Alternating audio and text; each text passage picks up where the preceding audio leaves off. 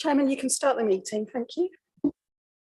Thank you very much. Good afternoon, ladies and gentlemen, and welcome to today's meeting of the Cabinet. Welcome also to those members of the public and press who continue to join us via the live stream to YouTube. During the live broadcast, members and officers are asked please to ensure that your mobile phones are placed in silent mode and that microphones are switched off whilst not in use. Agenda item 1 is apologies for absence. Would member services please report any apologies for absence? We've had apologies for absence from Councillor Mrs. French. Thank you very much. Agenda item 2, the previous minutes of the last meeting, which is on pages 5 to 6 of your agenda pack. 5 to 8, we're being asked to approve those public minutes as a correct record of the meeting which took place on the 30th of January 2023. May I ask any member who doesn't agree with the minutes to indicate that now? I see no objections to the proposal to approve the minutes as a correct record, so they are now agreed. Agenda item 3 is urgent items, and there are none. Agenda item 4 is to receive any declarations of interest under the local code of conduct or any interest under the code of conduct on planning matters in respect of any items to be discussed at this meeting. If you have anything to declare, please can you inform the meeting now. Members will have all received a note from the monitoring officer that there is no requirement to declare any interest insofar as the budget is concerned. Any declarations?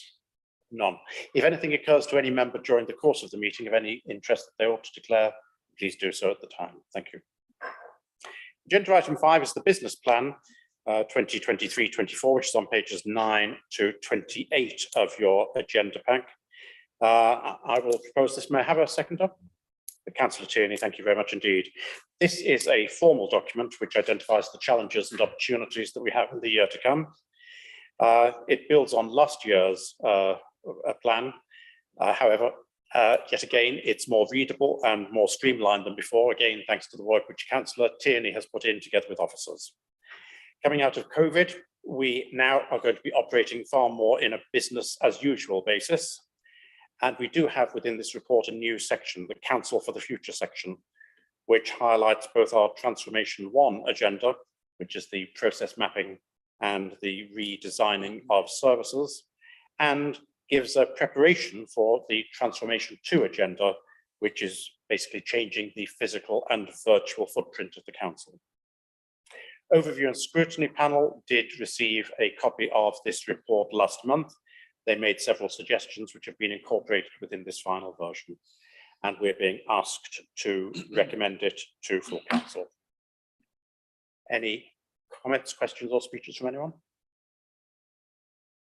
No, then I will put that to the vote. Those in favour, please show. That's agreed unanimously. Thank you very much indeed. Agenda item 6 is the corporate budget 2023-24 and the medium-term financial strategy. These are to be found on pages 29 to 98 of your agenda pack. I'll be proposing this. May I have a seconder, please? Councillor Count, thank you very much indeed.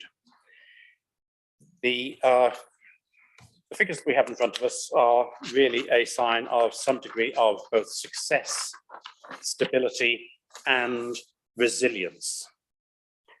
But they also show a failure because, as you may recall, 12 months ago, we set the budget for 2022-23, and given the persistent over-budgeting, and I'll come back to that word in a second, that we've had over many, many years, we set a deficit.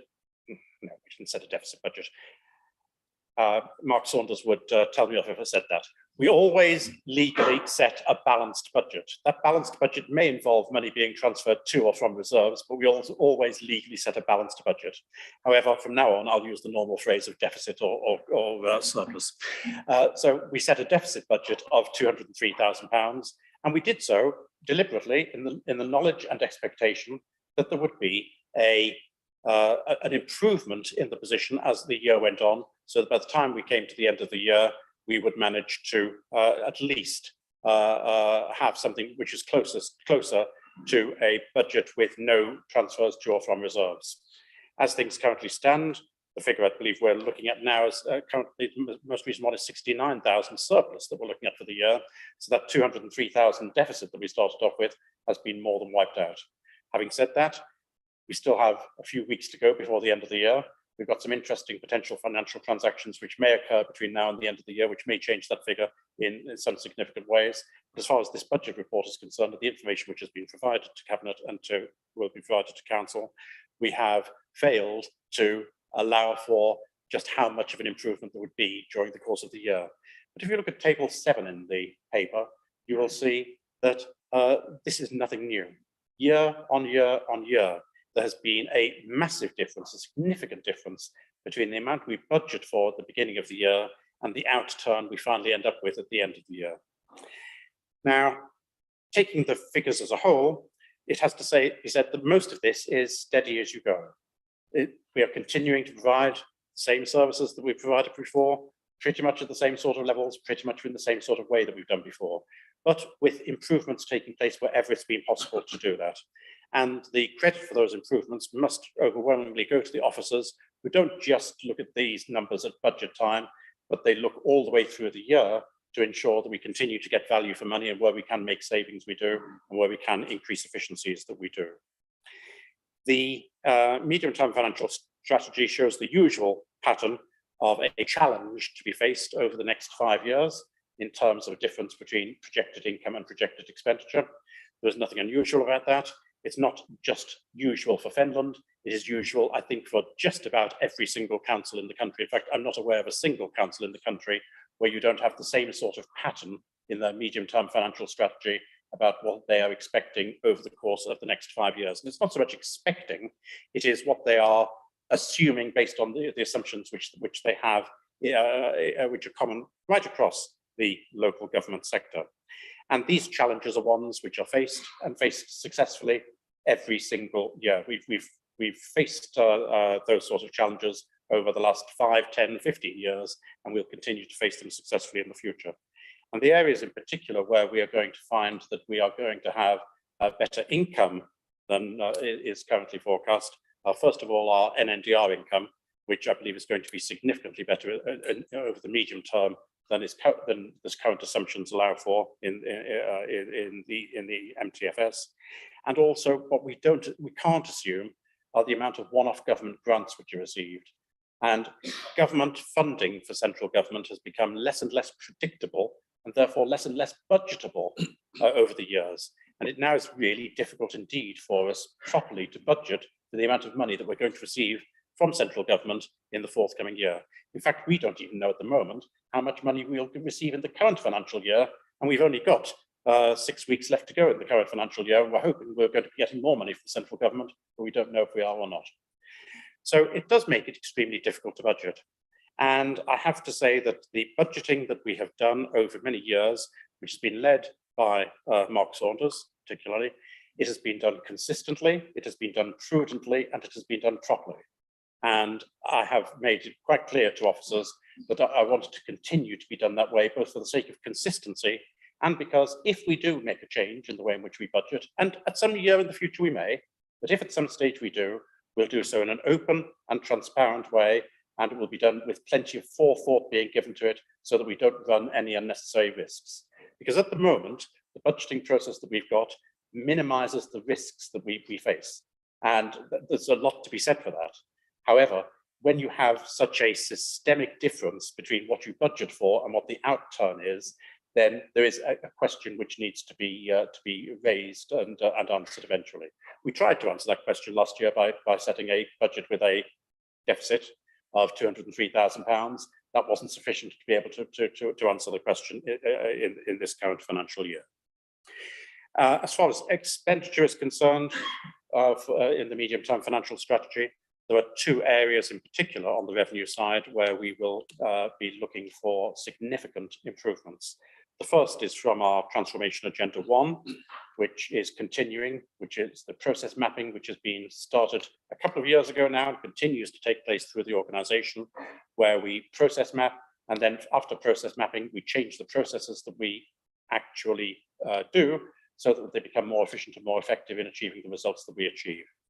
The second area, which will be increasingly important as we get towards the end of the medium-term financial strategy, is the Transformation Agenda 2, which is the challenge as far as the physical and virtual footprint that this council has, which is a far more fundamental set of transformations, and potentially the numbers which are involved in that are massively, massively greater in terms of potential cost savings. I'll leave it at that. As a result of the strong financial position we're in a much stronger position than the majority of local authorities are, even the majority of second-tier authorities are. And as a result, it gives us a great deal of confidence, because we know that central government is not going to allow local government to fall through the floor. It's not going to allow local government to become bankrupt all over the country. There are one or two local authorities which have possibly slip the leash a little bit, and they're going to suffer the consequences as a result, but they can be counted on the fingers of one hand. The overwhelming majority of councils will continue to be supported so that they can continue to operate in a solvent manner. And if those boats at the bottom are raised, all the other boats in the sea are also raised, including ourselves. So that's one of the reasons why I'm confident that we'll be getting more money in from central government than we at the moment actually know about and can budget for. Even allowing for that, we still have a situation where we have would have a significant surplus, to use the phrase that I'm not meant to use. We would have a significant excess of potential income over expenditure in the year, which is why it is being proposed that we give back to residents some of the money that would otherwise be taken from them. We're not actually giving back to them anything which we've already taken from them that we haven't spent. Again, if we look at the papers, we will see that £1.06 million over the course of the last 4 years has been taken from our residents in council tax, and we haven't spent it. I'm not even proposing that we give any of that money back. But that money is available to be utilised if we need it as a cushion next year or the year following or the year following, depending upon how things turn out. But I'm not at this moment proposing that any of that money is going to be given back. And in fact, with the current surplus that we've got projected for the current financial year, the likelihood is that that number will in fact rise. So I present that to you. Happy to open this up for further debate to anyone who's got any comments or questions. Councillor Tierney. Thank you, Chairman. I think the general public perhaps aren't all aware of how unusual a situation we have, where the council is financially doing very well. Services have not been dramatically cut. We're able to keep delivering great services for local people, and it appears now in our council tax suggestion that we can even give some money back. That's not common. There are not a lot of councils doing that, and I commend it. I think we've done some great work, and I'm pleased to see that we're doing well. I'm glad you raised risk, because of course that's important. We could take a very, very risk-averse view, and as some councils have around the country, and deliver a massive council tax rise every year. We could endlessly store money up in reserves that doesn't get spent just for a rainy day. And of course, some of that has to be done. We have to keep some money in reserves. We have to be cautious to make sure that we're resilient if something were to happen or we need to deal with the situation. And we are being, but thanks to very good financial management from officers and hopefully from leadership as well, what we're seeing is a situation where we can do all those things, but we've got enough, we've got the risk balance just right that we can not continually take money from people during what I think is a very difficult time. So I'm proud of it, and I think we've done very well. Thank you. Thank you. Any other comments from anyone? Right, then we have a series of recommendations to full council. However, recommendation 11 does have an error in it on page 30. It's reference is made to section 15 in recommendation 11. That section should be 16. So with that one amendment, if member services have got that, with that one amendment, I would like to propose the recommendations which are set out on page 30. And will it be helpful for me to read those out in full? Well, I shall do, if only for the sake of people who are listening at home. It's recommended that the revised estimates for 2022-23 as set out in section 7 and appendix A, showing an estimated surplus of £69,000 transferred to the budget equalisation reserve, be approved.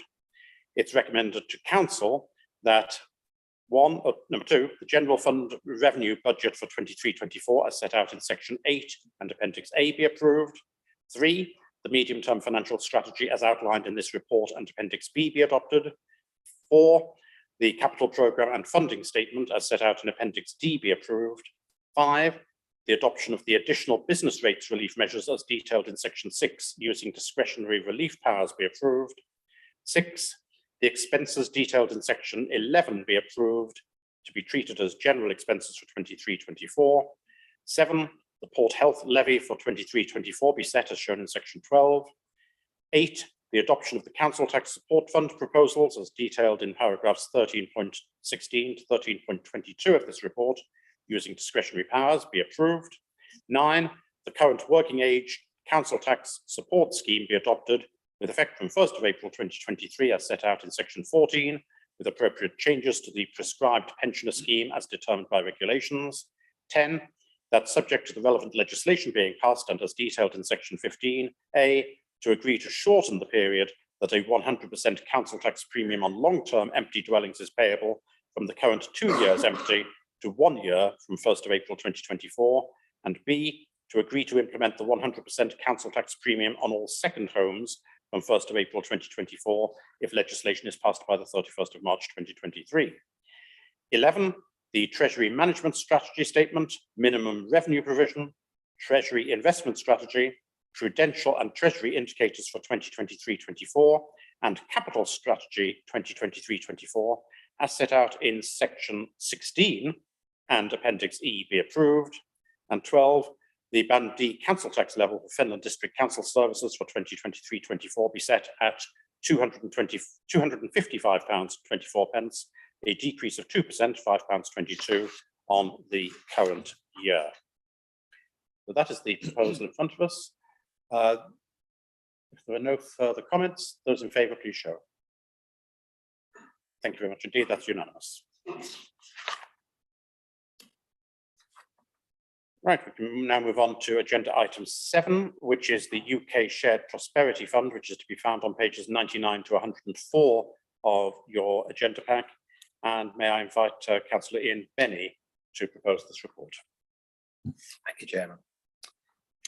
At the Cabinet meeting held on the 30th of January 2023, members considered a report entitled UK Shared Prosperity Fund and agreed to recommend acceptance of the UK Shared Prosperity funding from the Cambridgeshire and Peterborough Combined Authority for a 3-year period commencing 2022 to 23 and ending in 24-25. To delegate to officers responsibility for approving and finalising entry into the CPCA's SPF grant funding agreement, and to note that a further report will be presented to Cabinet for approval of the detailed proposals in relation to the process, procedures and documentation associated with the onward administration of the funding. The purpose of this report is to determine the legal, financial and governance arrangements in relation to the administration of Fenland District Council's SPF allocation, to include approval of the associated process, decision-making, structures and grant funding arrangements. Application for grant funding are assessed against several criteria, including improved competitiveness, enabling growth, enhancing productivity, creation of sustainable jobs, and the safeguarding of any jobs at risk through redundancy. The report also sets out how officers will mitigate the potential risk that any underspending from year 22-23 SPF allocation would not be allowed to be carried over into 23-24. Cabinet is requested to consider and agree the legal, financial and governance arrangements in relation to the administration of Fenland District Council's SPF allocation as set out in this report. Thank you very much indeed. May I have a seconder, please? Councillor Misroy, thank you very much indeed. Any comments or questions on this agenda item, please? No, then we'll move straight to a vote. Those in favour, please show. That is agreed unanimously. Thank you very much indeed. Agenda item 8 is the recycled Whittlesea Market Towns funding. think I'd rather call that the Whittlesea Market Towns recycled funding. It's not Whittlesea which is being recycled. So consideration of the grant funding agreements with the CPCA for project delivery, which is to be found on pages 105 to 106 of our agenda pack. And this is just a very simple formality to say that we agree with the proposal from the CPCA that we take responsibility for the projects which are listed on page 105 of £455,000 of Market Towns funding from the CPCA. There is an error at the beginning of page 105 where mention is made of the cancellation of the Whittlesea Heritage Centre project. The project hasn't been cancelled. That should read the suspension of the Whittlesea Heritage Centre project, because a lot of work has gone into that already, and we hope at some stage in the future, by some other funding means, that it's going to be possible for that to materialise and that the project will be able to go ahead. So the projects are listed on page 105, and the authorisation is now sought for the Section 151 officer to enter into the grant funding agreements with the combined authority to allow delivery and oversight of these projects within the agreed budgets. May I have a seconder for that, please? Councillor Laws, thank you very much indeed. Any comments or questions from anyone? Nothing, then I'll put it straight to the vote. Those in favour, please show. That's agreed unanimously. Thank you very much indeed. Agenda item 9 is the Public Spaces Protection Order for Wisbech, which is to be found on pages 107 to 122 of your agenda pack, and concerns proposals for a Public Spaces Protection Order in Wisbech. Councillor Count, may I invite you to propose this report? Thank you, Chair. The Community Safety Partnership, working with the Office of the Police and Crime Commissioner, Darrell Preston, and the Cambridgeshire Constabulary, was successful in securing government funding to tackle issues relating to antisocial behaviour in a small geographically defined area within the Medworth ward of Wisbech. During an environmental audit of the area to identify suitable work streams as part of the bid, those completing the audit observed a male person urinating in a passage linking Norfolk Street and West Street, Wisbech. Further evidence of problems being experienced with the use of this passage has been collected, along with the impact this behaviour has.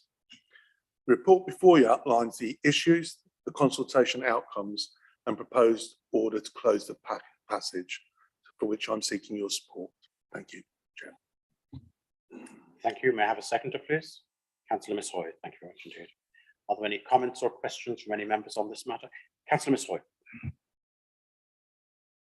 Yeah, just wanted to comment. Obviously, I think this is a good way forward. People do go down there and defecate and urinate quite a lot, and obviously that's not going to enhance the area at all. I just wondered as well, when I know obviously you have CSP meetings, if you could perhaps look at that area in particular, because I know that there's a lot of work local people are trying to do in terms of cleaning it up and making it feel a bit safer, and talking with the traders down there. And I know obviously we included it in our levelling up bid, so it would be nice if they could perhaps look at how Fenton could help that as well going forward. Councillor Count.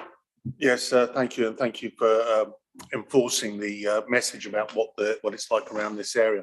Obviously, you're already aware, I know you are, Councillor Hoy, of the success of Operation Luscombe that's operating in the town centre area, and it won't be too much for me to ask officers just whether we can expand having a look in that area to see what other impacts we can have around there to create a safer and more positive image. So I'll take that up. Might be useful for me as well to engage with Councillor Murphy if you're saying that, you know, to tidy the area up, whether there's anything we can do with street painting or that, and discuss that as well. Thank you. Thank you. Any other comments or questions on this agenda item? None, then I'll put this to the vote. The recommendation is set out on page 108 of the agenda pack, and it's for Cabinet to approve the introduction of a Public Spaces Protection Order restricting access to a passageway in Norfolk Street for a period of 3 years, with a delegation to extend the order for further 3-year periods, provided that the circumstances and legislation permit. And I'll put that to the vote. Those in favour, please show. That's agreed unanimously. Thank you very much indeed. Agenda item 10 is the Energy Supply Contract 2024-28, which is on pages 123 to 128 of your agenda pack. I'll propose it. May I have a seconder, please? Councillor Tierney, thank you very much indeed. This is a renewal agreement with a conglomerate organisation, ESPO, which enables them to continue to make energy purchases using their greater purchasing power from a number of different local authorities on behalf of Fenland District Council for the period from September 2024. We need to agree this now because under their rules, it's necessary to agree that you're going to be part of the system some 18 months in advance. Now, the proposal should mean that we manage to get the best possible deal so far as energy costs are concerned during that 4-year period. Energy costs are a very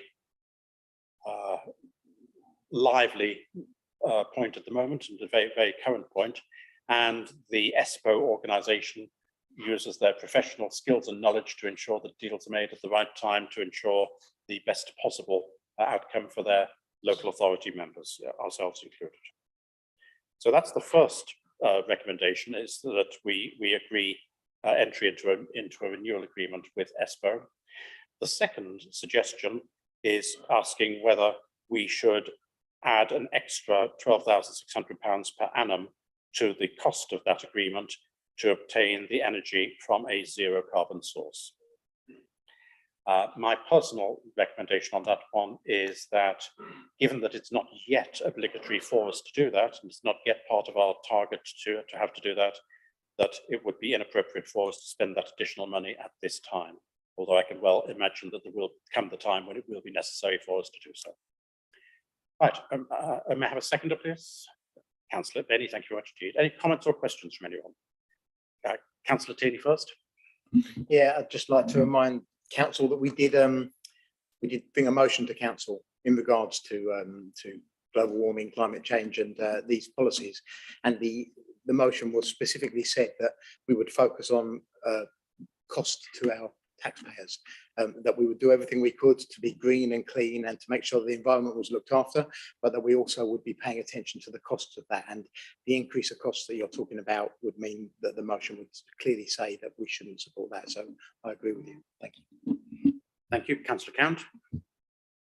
Yes, thank you, Chair. At first, I was a bit in a bit of difficulty when I read the paper, because I just didn't understand what the difference was being talked about, because the contract we've got is 100% renewable energy, which I'm totally happy with. And then there was this option to expand that to something else and spend some more money. And I thought, well, how can you expand that to something else when you already got 100% renewable energy? So I took some time to research this on the net. And the initial reaction I would give was it was very difficult to actually find out what the difference was. There were very many different sites, a lot of them American, talking about zero contracts in America, etc.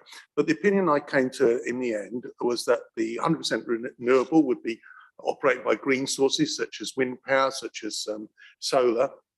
But the carbon zero were from other sources where they could guarantee somehow or another that no carbon would be used in the generation.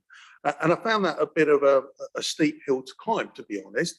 And when I read further, I'm not the only one, because the climate change experts are feeding into there and saying that they don't agree that all of these projects are carbon net zero. So they gave an example of hydroelectric dams being created.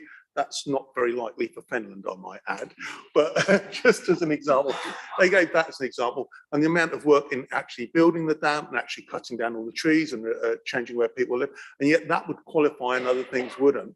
And so with that kind of mismatch, with the fact that we're already buying a green energy supply, I'm in agreement that we will not be getting good value for money by extending to this further step at this point in time. And I don't think that's a retrograde or a negative step. I think we should be proud of the fact that we have a 100% renewable contract and continue to do so. And I think that's the appropriate place for us to be. So thank you, Chair. Thank you. That's very helpful, Councillor Count. And of course, you and I are both aware that at county level, they themselves have some concerns about ESPO and the categorization of the different types of renewable and or non-zero carbon energy which is available through ESPO to them. Any other comments or questions from anyone, please? Then I will put this to the vote. The first recommendation, which I'm proposing, is that we approve entry into a renewal agreement with ESPO enabling them to continue to make energy purchases on behalf of FDC for the period 24 to 28. Those in favour, please show. That's agreed unanimously. And the second recommendation, which I'm not suggesting that we agree to, is for Cabinet to determine whether it be specified that the electricity supplied comes from a zero carbon source at an estimated additional annual cost of £12,600 per annum. I'm proposing that we do not do that. Those in agreement with what I'm proposing, please show. And that's agreed unanimously. Thank you very much indeed. Move on to agenda item 11, which is an update on 24 High Street, with speech to be given by Councillor Seaton. Thank you, Chair. I'm going to be particularly brief on this because contract works in March, early March, and subject to the findings and the planning from the pre-contract works, we expect to enter into a construction contract in March or April, and I'll be able to give a further update at the next Cabinet meeting. Thank you, Councillor Seaton. Are there any comments or questions? No. Good. Thank you very much indeed. Agenda item 12 is the draft 6-month Cabinet forward plan on pages 131 to 132 of the pack. Are there any questions or comments on that? None. The forward plan is therefore noted for information. Agenda item 13, there are no items under agenda item 3 deemed urgent. Agenda item 14 is the Local Authority Housing Fund, which is on pages 133 to 156 of our pack. Now, members will note that Appendix B to this paper is proposed to be exempt from publication, and this has been included within the confidential agenda pack at pages 155 to 156. Now, I'd like us to avoid going into exempt session if we can. If anyone feels they need to refer to Appendix B, would they indicate that now, if possible? If it occurs during the course of the debate that anyone needs to go to Appendix B, then we will need to go or to put forward a proposal to go into exempt session. So if we can try to, or definitely avoid referring to any of the detailed information in Appendix B, may I invite Councillor Hoy, first of all, to propose this report. Thank you. On the 10th of January, the council received notification from government of an amount just short of £874,000 to purchase 9 properties. 8 properties can be bought with £704,000 of the grant money, and the rest of the grant has to be put towards 1 property that is at least 4 bedrooms in size. There is criteria with regard to the use of the funding from a financial perspective, which is set out in section 6.8 of the report. The criteria of the use of 9 properties include initial use to support the refugee crisis from Ukraine and Afghanistan, but in the longer term can be a resource to support our wider homelessness objectives. The amount of funding allocated by government has been calculated on a lower quartile house price in the district, and the number of homes to be delivered is based on the number of households being supported in our district as refugees. The residual funding required has to be funded from other sources. Officers assess the potential delivery, and we've considered 3 options: either delivery through a registered provider, delivery through Fenland District Council to help relieve our homelessness pressures and support our commercial investment strategy, or lastly, do not accept the allocation. The outcomes from the option assessment is that delivery through the council purchasing the properties is financially prudent, as set out in the confidential appendix. Residual funding will either be provided through a loan from the Public Works Loan Board, capital reserves, or use of Section 106 funding secured for the delivery of affordable housing. It is felt that this option is worth progressing, having regard to the wider benefits of delivering the scheme. Delivery will help reduce the risk of additional temporary accommodation costs and to provide an increased pool of properties to support meeting our homelessness objectives. To not receive it would mean that we would continue to have to meet our duties in relation to supporting the refugee crisis without having any additional property resource to facilitate this need. To receive the funding, the council needs to sign the memorandum of understanding that's set out in Appendix A. The properties need to be secured by November 2023, and the properties will be purchased outside of the P13 and 14 postcodes, ideally with easy access to the train route through Fenland, i.e. March and Whittlesea. That summarises the proposal with the recommendation set out in paragraph 3.1.1. Excellent, thank you, Councillor Soy. I have a seconder, please. Councillor Seaton, thank you very much indeed. I'll open this matter up for debate. Any comments, questions from anyone? Councillor Tierney. Thank you, Chairman. I'm going to be supporting this, but I did want to at least put on record some of the reservations I've got about the way that it's come about. Because I don't have any problem with helping people get housed who've migrated here legally. And I don't have any problem with the idea in principle of the government helping us to do so. In fact, it's great. And we would be foolish to turn down the money, which is why I'll be supporting it. But the criteria they placed on this, that it must initially be used for refugees from 2 countries, I think is divisive and I think it's unwise. I would much prefer them to have suggested that that might be a good use, but to have left the final decision to us and let us categorise according to need, because there are plenty of local people desperately looking for housing who will look at this and be angry about it. And I just don't think that sort of language is helpful. So I wish the government hasn't done it, but that's not our fault. And of course, we should take the money offered and do what we can with it. Thank you. Thank you. Any other comments or questions from anyone? Councillor Count. Yes, thank you, Chairman. I welcome this paper and the opportunity to support it. I agree with Councillor Tierney's comments to a large degree, but I want to actually talk about something else. And it seems to me that whilst this money is welcome, I wonder if the clarity of thinking is the right approach. So we have this money, we have to spend it this way, but all that will do is overheat the market. It's another piece of money going into the same amount of housing stock. It's not increasing the amount of housing stock. It's just allowing somebody else with a wedge of money to go and buy something that's out there, thereby stopping somebody else from buying it, which will either, depending on your point of view, help stave off the local housing recession, or it will actually help increase the prices. Either way, what we actually need is more housing, full stop. Right, and I do hope that if government thinks about some more money in the sector, actually they use it to increase the housing stock for everybody to access, rather than actually just inflame the housing market by this targeted approach.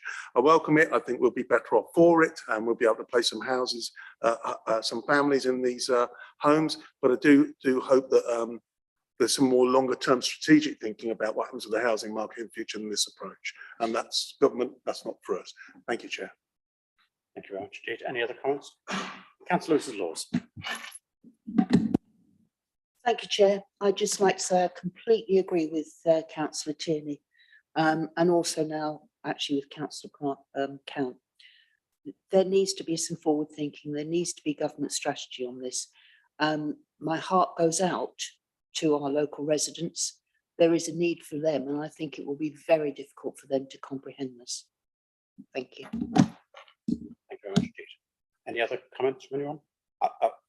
Councillor Misway. Yeah, I actually don't disagree with anything that's been said, and I'm in a really difficult situation with this one, because obviously it's my portfolio and I have to kind of present it, and why would we kind of turn government money down? But I also really agree with a lot of what's been said, especially when we've got people that came here legally under EU treaty rights and then now can't get any public funding and are sleeping in, I would say, almost, self-made shacks in the town because they haven't got recourse to public funds. And then we are spending public money buying houses for additional people to come and be housed here, and then not least our own local population. We all know how massive the housing list is and how desperate people are, and it is a really difficult one. So, I mean, while I was loath to say no, given that we've got money from government to do it, I do echo, a lot of thoughts have been said today. It's not a good situation, and the government really do need to get to grips with it, to be honest. Thank you very much. Any other comments from anyone? I'll have my tuppence worth then. I do agree with the comments which have been made by everyone today. From our point of view in Fenland District Council, given that we would have a liability anyway so far as refugees are concerned, and ultimately it's government which imposes that liability, this will help to offset at least some of that liability, and it's a very cost-effective way of doing so from our perspective. So he who pays the piper calls the tune. It's the government which is paying the piper here, and we are basically dancing to their tune. But this is putting a sticking plaster on a much more serious wound, which government and only government is going to have to be able to solve. Now, it's only one element of it, that is the Afghan and Ukrainian refugees who are mentioned here at the moment. And as far as Afghanistan is concerned, we have taken on various liabilities and various requirements, which is only appropriate that we do, given the history that we had in our involvement in Afghanistan. And as far as Ukraine is concerned, I think that we all reach out with our hearts to those individuals who've been displaced by the terrible events which have taken place over the last 12 months in Ukraine. Nevertheless, the comments made by members about how this will be seen by other people within Finland are completely valid ones. And ultimately, this is something that government is going to need to address. Much greater problem, to be quite honest, than what our commitments are that we entered into openly with Afghanistan and with Ukraine, are what is happening against our will so far as illegal migrants are concerned. And one hopes that government will get its act together and get things sorted out on that. We, however, can only play our part based on what opportunities we have available to us and what risks we can manage to reduce by taking advantage of government schemes such as this. This will help us in this area in terms of the liabilities that we have as far as central government is concerned for the House of Refugees. And it makes a good deal of economic sense from the Council's point of view to do it this way rather than any other way. And I think it's on that basis that Councillor Ms. Hoy is actually proposing this, that it's not ideal, but it's better than any of the alternatives which could be forced upon us by central government. Right, if there are no other comments or questions from anyone, we'll move to the vote. Those, well, I'd better say exactly what it is. The recommendation is set out on page 134 of the agenda pack, and it's for Cabinet to approve the receipt of the LA Housing Fund grant in the sum of £873,932 and entry into the associated memorandum of understanding with DLUC to agree the residual funding required to deliver the scheme as identified in confidential Appendix B and to delegate responsibility for the property purchasers to the Section 151 officer in consultation with investment board members. And I'll put the item to the vote. Those in favour, please show. That's agreed unanimously. Thank you very much indeed. Agenda item 14 agenda item 15, I do apologise, is the exempt minutes of the last meeting. Agenda item 14 would have been going into exempt session if we needed to.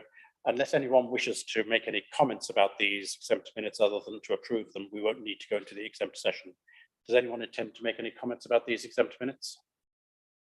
Then I'll put them to the vote. Those in favour of accepting them, please show. That's agreed unanimously. Thank you very much indeed. And that concludes the meeting, and I declare the meeting closed, with the next meeting of Cabinet scheduled to take place on the 16th of March 2023. Thank you for your attendance.